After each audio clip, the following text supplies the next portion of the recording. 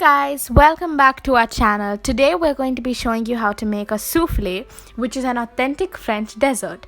It's rich and creamy and it's so delicious. It's like you're eating a chocolate cloud. Okay, so now we're going to move on to the first step of the process, which is buttering your ramekins. This step is very important as when you're baking your souffle, you do not want it to stick to the ramekin, so you need to generously butter it. Then you need to pop them into the fridge.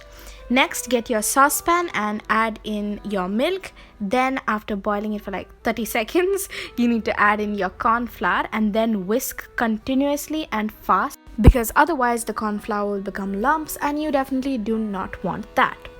Once that's done, take your bowl which already has your chocolate. Be sure to keep it ready beforehand.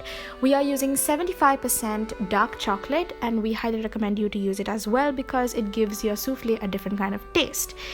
Cut into small pieces and then add in your milk and your corn flour mixture, and once that's mixed through, you can add in a pinch of salt and mix again till it becomes a nice smooth ganache.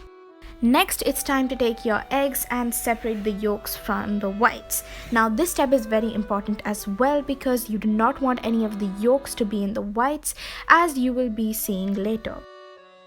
Once that's done, you can take your chocolate mixture back and add in the yolks one by one and stir it well.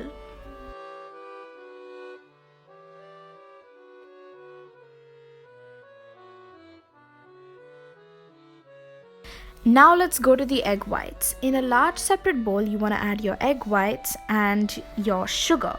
Now keep in mind, don't add all the sugar because we're going to be making something like meringue. It's like foamy egg whites, and this will really help to add volume to our souffle batter. Go ahead and start beating it with your electric beater. A little tip from us is that you want to wipe down the sides of your bowl with some lemon juice to make sure there's absolutely no fat in the bowl. Otherwise, your egg whites will just not foam up and that would be a really sad mess. So once you get some stiff peaks like shown here, you're good to go.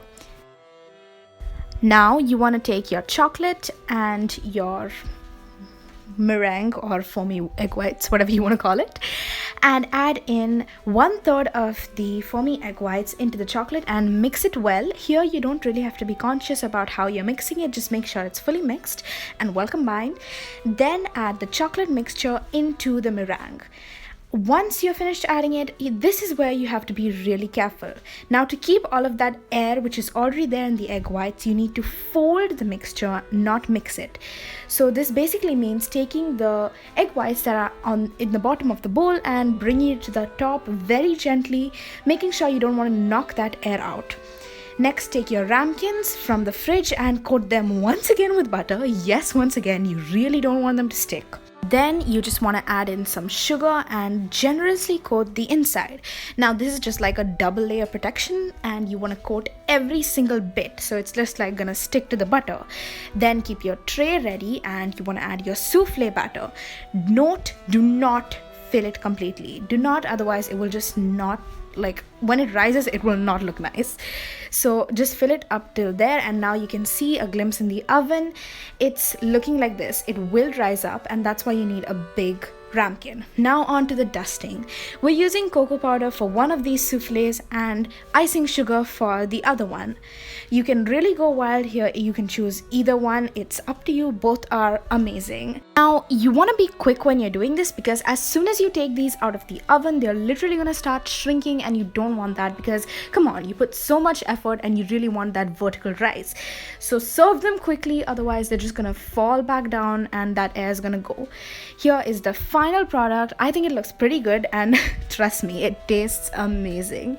You guys have to try this. It's going to be your next favorite dessert.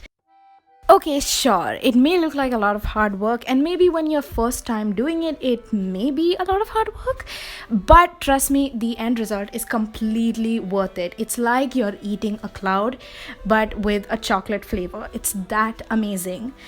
Okay, so subscribe to Spendila's World for more videos like this every week, and don't forget to like this video if you haven't already. Comment so that we know what you want next or what were your views on this recipe, and share this with your family, friends, typically your loved ones, so that they can enjoy this special dessert too. Thanks for watching, and we'll see you next week.